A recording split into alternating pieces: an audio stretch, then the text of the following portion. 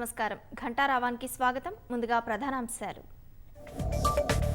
ఏటా 6.5 లక్షల కొత్త ఆయకట్టుకు కృషి చేస్తాం. ప్రాజెక్టులు నాసిరకంగా కట్టడం వల్లే లోపాలన్న మంత్రి ఉత్తమ్.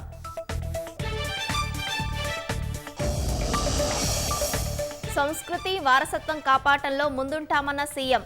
కుతుబ్ షాహీ హెరిటేజ్ పార్క్ పరిరక్షణను కొనియాడిన సీఎం రేవంత్ రెడ్డి. మోటార్లకు మీటర్ల అంశంలో సభను సీఎం తప్పుదోవ పట్టించారు.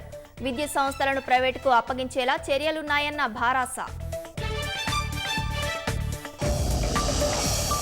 దేశంలో ఖాదీ వస్త్రాల కొనుగోళ్లు 400% పెరిగాయి. ఆగస్టు నుంచి అందరూ కొనుగోలు చేయాలని ప్రధాని పిలుపు.